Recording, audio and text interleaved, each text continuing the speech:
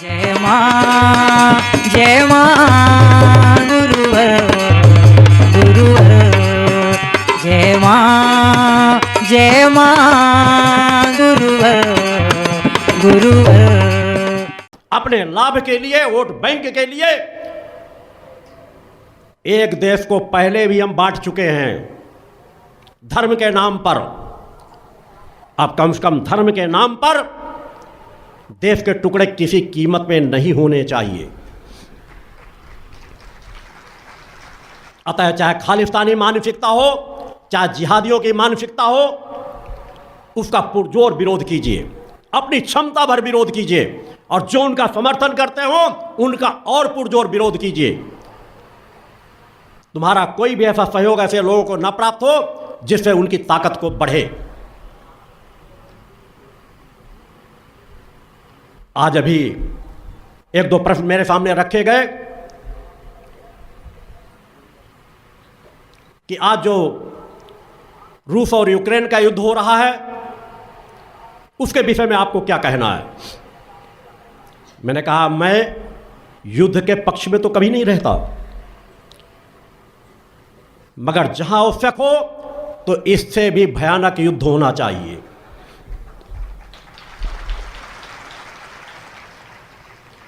जब अमेरिका जैसा गद्दार मुल्क, मक्कार मुल्क, मैं हर मंचों से कहता हूं, वह सिर्फ अपनी ताकत को बढ़ाने के लिए, किसी देश को कमजोर करने के लिए किसी दूसरे देश को माध्यम बना करके लड़ाता है, और यूक्रेन जैसे देश का राष्ट्रपति जो अमेरिका का गुलाम हो, वह अपने देश को ही बर्बादी के रास्ते में ले जाना चाहता है, तो मैं कहना चाहूंगा कि रूस को उसको बर्बादी के रास्ते में ही फेंक देना चाहिए। मैं इस युद्ध में रूस का समर्थक हूं। अमेरिका जैसे देश जो किसी के सगे नहीं है, हथियारों के व्यवसायी हैं, जब उनके हथियार पुराने होने लगते हैं तो किसी न किसी देश को, ऐसे देशों से लड़ाते हैं जो कल को उनके लिए चुनौती बन सकते हैं। यह युद्ध बहुत पहले समाप्त हो चुका होता अगर यूक्रेन का राष्ट्रपति अमेरिका का गुलाम ना होता। बड़े आसानी से समझौते हो जाते। रूस यही तो चाहता था कि अमेरिका का वर्चस्व यहां न बढ़े, हम शांति से रह सकते हैं, छोटी मोटी बातें होती तो दूसरे देश मिलकर के समझौता करा सकते थे। जब भी समझौते की बात आती आप तुरंत देखोगे उसी दिन कोई न कोई अमेरिका घोषणा कर दे कि मैं इतनी मदद और यूक्रेन को भेज रहे हैं, हम यूक्रेन के साथ खड़े हैं। ये पश्चिमी देश मक्कार मुल्क हैं। अमेरिका ने अभी अफगानिस्तान का क्या हाल किया आपने देखा। ये अपने लाभ के लिए, अपने देश के लिए, अगर एक आतंकवादी इनके विरुद्ध होता तो उसके मारने के लिए पूरे देश में जाके तबाही मचा देते हैं, और बाद में उन्हीं आतंकवादियों से समझौता करके पूरा का पूरा देश अपने हथियार, जहाज, अस्त्र सब लोगों को बेवकूफ समझते हैं। समझौता करके सब कुछ एक अच्छा भला जो देश चल रहा था आतंकवादियों के हाथ में, तालिबानियों के हाथ में दे करके वापस लौटे। अपने ही देश में, हमारे देश के विरुद्ध खालिस्तानी बोलने वाले आतंकवादियों को अपने देश में पनाह देता है अमेरिका। उसके देश के विरुद्ध अगर कोई दूसरे देश में ऐसी बातें कह रहा होता तब तक उसको मरवा चुका होता। अभिव्यक्ति की आजादी के नाम पर दूसरे देशों का शोषण करते रहना, यह अमेरिका की चाल है। अभी इजराइल की बात आई,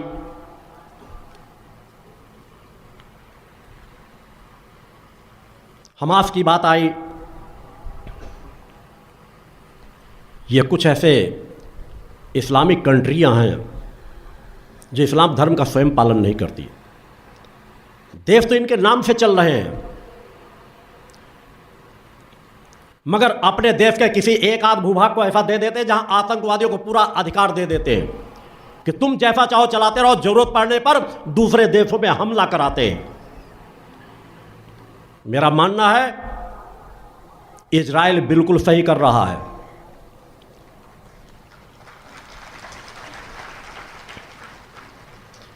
जब एक गाजा पट्टी में अगर आतंकवादियों को पाल करके इतनी ताकत उनको दे दी जाती है कि बड़े बड़े अस्त्र उनके पास आ जाते हैं, मिसाइलें आ जाती हैं, बम, हथियार, गोले बारूद सब कुछ मिल जाता है, उनको लड़ाते हैं, दूसरे देश में जाके कत्लेआम करते हैं, वहाँ के सैकड़ों सैकड़ों लोगों को लेकर के अपने यहाँ कबर करके उठा करके ले जाते हैं, उनके साथ बलात्कार करते हैं, महिलाओं के साथ बच्चों को प्रताड़ना देते हैं, दर्दनाक मौत देते हैं। ऐसे आतंकवादियों की इस धरती पर रहने का अधिकार होना ही नहीं चाहिए। जब इजराइल पर हमला हुआ था, आपने देखा था दूसरे दिन कि अनेकों लोग उसमें समर्थन में नारे लगा रहे थे, अफगानिस्तान में, दूसरे देशों में, इस्लामिक मुल्क कंट्रियों में। मेरा मानना है ऐसे देशों के अस्तित्व को समाप्त कर देना चाहिए। सामर्थ्य है तो अपनी देश की सेना के साथ लड़ो, देश देखेगा कौन सही कौन गलत है, निर्णय होगा, समझौते हो जाते हैं। मगर जहां पर भी कोई भी देश अगर आतंकवादियों को आगे रख करके कहीं पर भी आक्रमण कराता है, ऐसे देश के अस्तित्व को समाप्त करना चाहिए। इजराइल बहुत अच्छा कर रहा है, एक नहीं चाहे लाखों लोग मारे जाएं, युद्ध होता तो ऐसी स्थिति पैदा ही होती है, कोई नई बात नहीं। जब उनके लोगों को तड़पा तड़पा के मारा जाता है तब दुनिया नहीं बोलती, और जब आक्रमण हमला होता है तो देश के अंदर अनेकों लोग खड़े हो जाते हैं, इस्लाम पर हमला हो रहा है, इस्लाम पर हमला हो रहा है। जब आतंकवादी कहते हैं तो कहते हैं वो तो आतंकवादी कर रहे हैं। मेरा मानना है कि गाजा पट्टी के अस्तित्व को इजराइल को बिल्कुल समाप्त कर देना चाहिए। याद रहे, ऐसी दर्दनाक उन आतंकवादियों को मौत देना चाहिए कि आगे आने वाले सैकड़ों वर्षों तक लोग याद रखें कि किसी देश पर हमला, शांति प्रिय देश पर जो शांति से रह रहा हो, वहां पर जाके अचानक हमला कर देना, चोरी से छिप करके, ये आतंकवादियों की, मुगलों की सहज प्रवृत्ति रही है।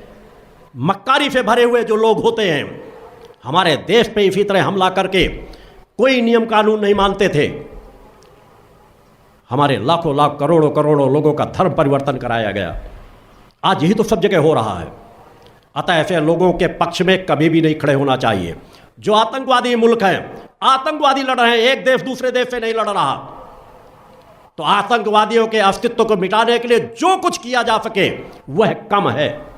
अगर आगे आने वाली मानवता को सुरक्षित रखना है, आज शांत होकर बैठ जाए इजराइल, कल को फिर हमला करेंगे, एक देश में नहीं दूसरे देश में, एक से एक अपने आप को आकाशित कर देते हैं, और दूसरे गैंग के गैंग तैयार किए, बड़ी बड़ी फौजें तैयार किए। देश की सेनाएं तो होती थी, मगर वर्तमान समय पे आतंकवादियों ने बड़ी बड़ी सेनाएं तैयार कर रखी है।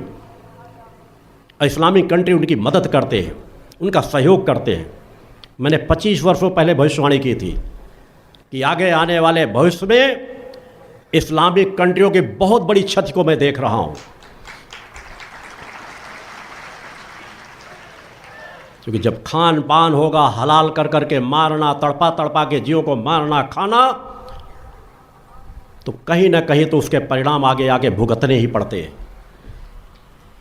जो पूरे युवाओं को भटकाते हों कि काफिरों को मारो, जन्नत में जाके 72 हूरे तुम्हारे इंतजार कर रही हैं, वहाँ खुदा तुम्हारे इंतजार में बैठा है, क्या होगे 72 हूरे तुम्हारे सेवा में लगा दी जाएंगी। युवा सब भटक भटक करके जाके आतंकवादी बनते हैं, मौज मस्ती मारते हैं, तड़पा तड़पा के लोगों को मारते हैं। जिस तरह मैंने कहा एक मानसिकता भर दी जाती है, जिस तरह हमारे धर्म में भी यही चीज़ें भरी गई, अनेकों चीज़ें, कुरीतियाँ, जिनका समय समय पर विरोध हुआ, आने वाले समय पर ही भी विरोध होना चाहिए। मैं स्वयं धर्म पथ पर हूँ। रामायण गीता जैसे ग्रंथ मेरे लिए आदर्श ग्रंथ हैं, उन पर कोई टिप्पणी नहीं होना चाहिए, मैं भी मानता हूँ। मगर हमारे इन ग्रंथों के भी लिखने वाले समाज के ही लोग हैं। उन काल परिस्थितियों में लिखे गए जैसी सामाजिक व्यवस्थाएं थी, इतना लंबा अंतराल बीतता गया, कुछ आवाजें अगर उठी थी कि रामायण में कुछ पंक्तियां किसी को आहत करने वाली हैं, तो हम तो कहते हैं कुरान में इतनी चीजें चाहते हैं, इतनी गलत लिखी, इनको हटाया जाना चाहिए। और अगर हम अपने सनातन धर्म को एक रखना चाहते हैं, तो आज अगर हमारे सनातन धर्म के बीच से ही कुछ आवाज़ें ऐसी उठ रही हैं कि रामायण में ये कुछ पंक्तियां गलत हैं, इससे हमें आघात पहुंच रहा है, हमारे समाज को आघात पहुंच रहा है, तो मेरा मानना है कि हमारे देश के धर्माधिकारियों को, शंकराचार्यों को आगे आना चाहिए। और ऐसी दर्जनों संस्थाएं हैं जो ज्ञानवान हैं, सामर्थ्यवान लोग हैं, जिनका कहना पूरा समाज मान सकता है। उन्हें एक कमेटी बना करके बैठना चाहिए और विचार करना चाहिए। इतनी कट्टरता हमारे जुर्म में कभी नहीं होनी चाहिए। मैं कहता हूं 5 साल का बच्चा अगर आके मेरी यात्रा में बता देगा यहां गलत, इससे मानवता का अहित होगा, मैं वहां पर सुधार कर लूंगा। तुलसीदास जी ने जो रामायण लिखी, उसकी एक एक पंक्ति हमारे लिए सर्वस्व है, सब कुछ है। मगर हम ये कोई दावे से कह सकता है कि तुलसीदास जी की लिखी हुई रामायण में बाद में कोई परिवर्तन नहीं किया गया?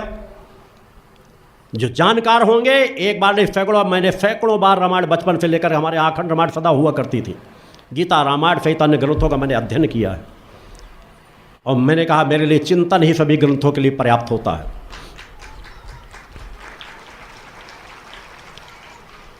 आज के पहले जब ये आवाज उठी,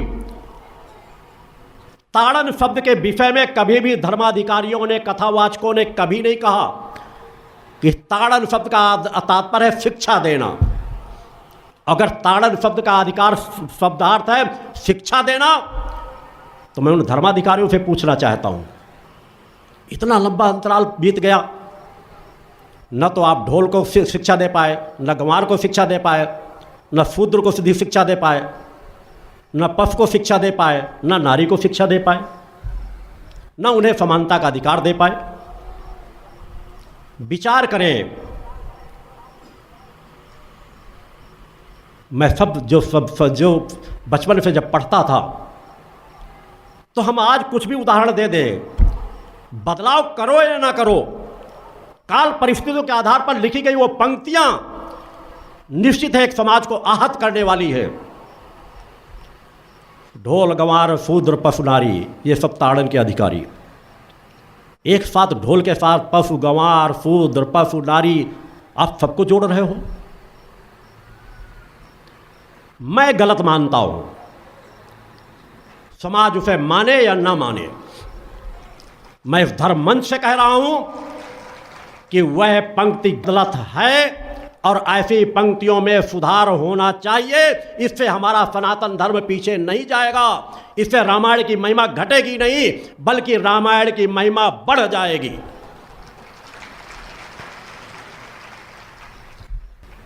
गलत है, सम्मान के साथ उससे हमें आवाज उठनी चाहिए, विचार करने के लिए, कुछ शोधन करने के लिए। रामायण की प्रतियां नहीं जलाई जानी चाहिए, रामायण को अपमानित करने की जरूरत नहीं है। रामायण की एक एक पंक्ति मानव के पूरे जीवन को दिशा देने वाली है। उसमें वह सब कुछ सार भरा हुआ है कि जिस पथ पर चल करके मानवता का कल्याण हो सकता है। मगर मैं हमेशा बचपन से जब भी पढ़ता रहा हूँ, मैं खुद महसूस करता रहा हूँ कि कुछ पंक्तियाँ ऐसी हैं जो शायद कुछ समय काल परिस्थितियों के आधार पर जो सामाजिक व्यवस्था होती है, हम जिस तरह ढोल को समझते हैं कि ढोल के साथ कैसा बर्ताव करना चाहिए, गंवार के साथ कैसा बर्ताव करना चाहिए, वो काल परिस्थिति में वो चीज़ें थी, वो अन्य चीज़ों को भी उन्हीं के साथ जोड़ दिया गया, जबकि उनको हमको सुधार करके सही रास्ता देना चाहिए था। मगर वो हीन भावना कब तक समाज को देते चले जाएंगे?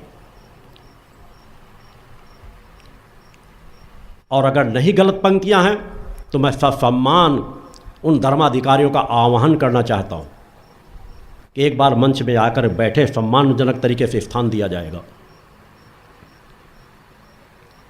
उन चीज़ों को साबित करें कि वो तुलसीदास जी के द्वारा ही लिखी गई हैं और किस भावना से लिखी गई हैं,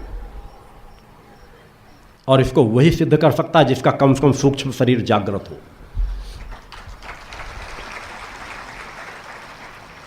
मेरा जो अपना मत था इस महाशक्ति संघनाद में मैंने व्यक्त किया है। कुछ पंक्तियां हैं जिनमें परिवर्तन होना चाहिए, ऐसे रामायण की महिमा कभी नहीं घटेगी, रामायण की महिमा और बढ़ जाएगी। राम ने भी सबको गले लगाया है। एक साथ उन सब चीज़ों को जोड़ देना बिल्कुल 100%, 101% गलत है।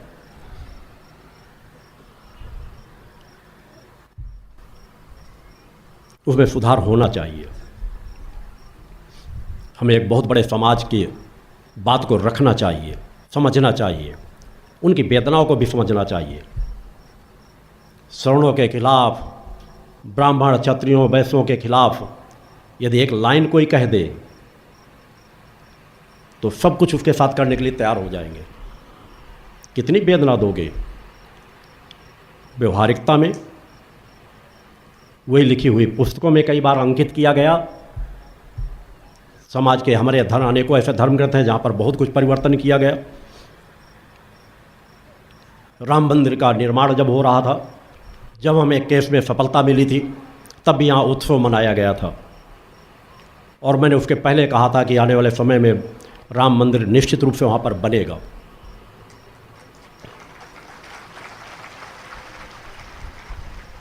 जब मंदिर का उद्घाटन होगा तब भी उत्सव मनाया जाएगा। मैं अपने संगठन के लोगों से भी चाहूँगा कि जब भी आपको समय मिले अयोध्या अवश्य जाएं, प्रभु श्री राम के दर्शन अवश्य करें। काशी, मथुरा और अयोध्या ये हमारे मूल धार्मिक स्थान हैं, उन पे जाएं अवश्य। मैं किसी धार्मिक स्थानों पर जाने से कभी मना नहीं करता। मेरा हर शिष्य हर महत्वपूर्ण धार्मिक स्थानों में जा सकता है, मगर जहाँ ढोंग और पाखंड है ऐसे संस्थानों में जाने से अवश्य मना करता हूँ।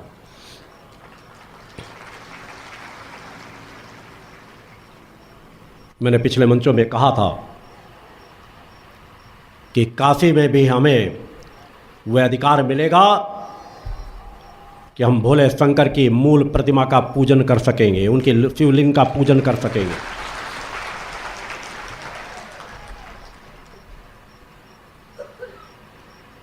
अतः अयोध्या भी आप जाइए, जिसके पास जैसा समय हो। मेरे पास भी जब भी अगर कभी समय का क्रम बनेगा, मैं स्वयं एक बार अवश्य जाने का प्रयास करूँगा, वहाँ पहुँचने का प्रयास करूँगा।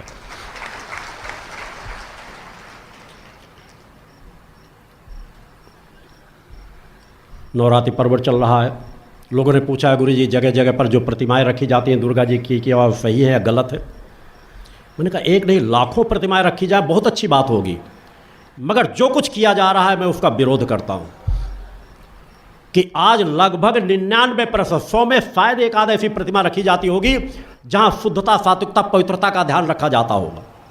नहीं एक दूसरे के कंपटीशन में कि हम तुम्हारी मूर्ति इतनी तो हमारी मूर्ति इतनी बड़ी, हर गली चौराहों में अलग अलग रखी जाने लगी हैं। वहीं शराब पी जाती है, वहीं जूते पहन के लोग जाते हैं, माइकों में अश्लील गाने चलते हैं, फिल्मी गीत बजाए जाते हैं, लोफड़ों का साम्राज्य होता है। अधिकांश जगह पर, कुछ ही जगह कुछ ही स्थान ऐसे जहां श्रद्धा विश्वास का, वहां पर शुद्धता सफाई का ध्यान रखते हैं। इस तरह की चीज़ों में रोक लगानी जानी चाहिए। जब उनको मंदिर का स्वरूप देते हैं, माँ की स्थापना करते हैं, तो वहाँ पर एक भी नशा करके जाने वाला व्यक्ति प्रवेश नहीं करना चाहिए। जूते चप्पल पहनकर नहीं जाना चाहिए। सात्विकता पवित्रता के गीत गाए जाने चाहिए। अश्लीलता के गीत नहीं बजाए जाने चाहिए।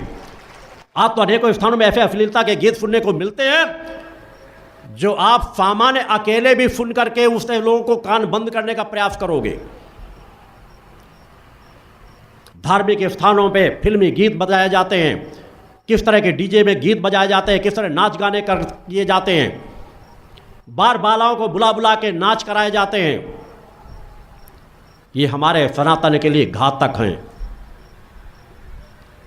सुख से रहो, शांति से रहो, अपने घर में उत्सव मनाओ, महोत्सव मनाओ। जहाँ आवश्यकता होती है नाच गाने होते हैं, अच्छा लगता है, मगर धार्मिक मंचों में अश्लील गाने बजाना, नाच गाना करना, यह सिर्फ धर्मद्रोही लोग ही कर सकते हैं।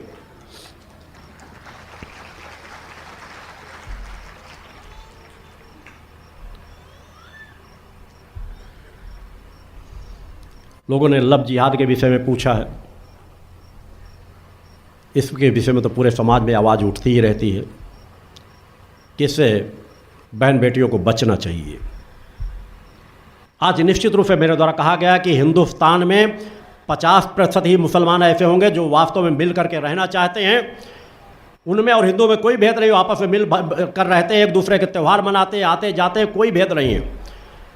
मगर 50% लोग ऐसे हैं जहाँ इस मंच से कहने के लिए मैं बाध्य हूँ कि वो नंबर 1 के जिहादी मानसिकता के लोग हैं। लव जिहाद के लिए पूरा गैंग कार्य कर रहा है और इनके खिलाफ समाज से अधिक सरकारों को जागना चाहिए। सरकारों की जिम्मेदारी है कि ऐसे लोगों के तलाश करके ऐसे लोगों के खिलाफ सख्त कानून बना के उन्हें सजा दिलाएं। उस दिशा में कार्य करना चाहिए और ज़्यादा से ज़्यादा हमें अपनी बहन बेटियों को स्वतः एक रास्ता बताना चाहिए कि भटकाव के मार्ग से अगर वो दूर रहें तो कभी ऐसा होगा ही नहीं। मगर आज मोबाइल जैसी महामारी ने पूरे युवाओं को भटका करके रख दिया है। पूजा पाठ, माता पिता की सेवा, सम्मान, हमारी संस्कृति, हमारा सम्मान, ऋषियों मुनियों की परंपरा, हिंदुत्व सनातन की स्थितियाँ, हमारे धर्म ग्रंथों को पढ़ने की उनके पास समय ही नहीं है। उनके पास अगर समय है तो मोबाइल को देखने का 8-8, 10-10 घंटे गंदी फिल्में, अश्लील फिल्में रात रात भर देखी जाती हैं। इससे अपराध भी बढ़ रहा है और युवा वर्ग पतन के मार्ग पे जा रहा है। अतः कम से कम भक्ति मानव कल्याण संगठन से जुड़े लोगों से मैं आह्वान जरूर करना चाहूँगा कि अगर तुम मेरे शिष्य हो तो तुम्हारे अंदर संकल्प होना चाहिए कि हम इस तरह की अश्लील फिल्मों को नहीं देखेंगे, 1 मिनट भी इसमें समय बर्बाद नहीं करेंगे। अच्छी चीज़ें देखो, अच्छे चिंतन समाज को दो, अच्छे विचार समाज को दो, उसका उपयोग करके अच्छी चीज़ें देख सकते हो, अपने धर्म ग्रंथों का अध्ययन कर सकते हो, उसमें पढ़ सकते हो, समझ सकते हो। आवश्यकता से ज़्यादा उसका उपयोग ना करो। मेरा इतना बड़ा संगठन चल रहा है, अनेकों कार्यकर्ता हैं, प्रमुख से प्रमुख पदाधिकारी हैं, मैं भी अपने यहाँ फ़ोन रखता हूँ। आज तक मैंने कभी एक भी फिल्म नहीं देखी होगी, केवल देखने के लिए भी नहीं मैंने टच की।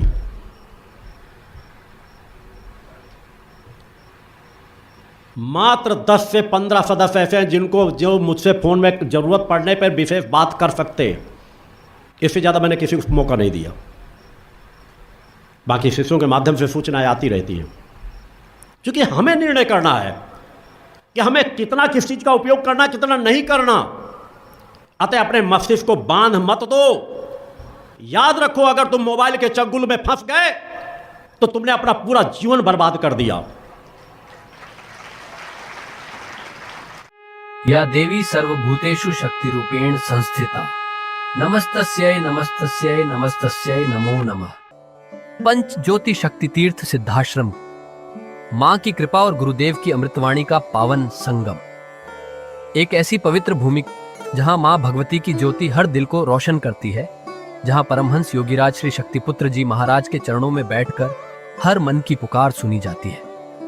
पंच ज्योति शक्ति तीर्थ सिद्धाश्रम, जहां हर कदम पर साधना, हर सांस में भक्ति और हर पल में जन कल्याण की सुगंध बिखरती है।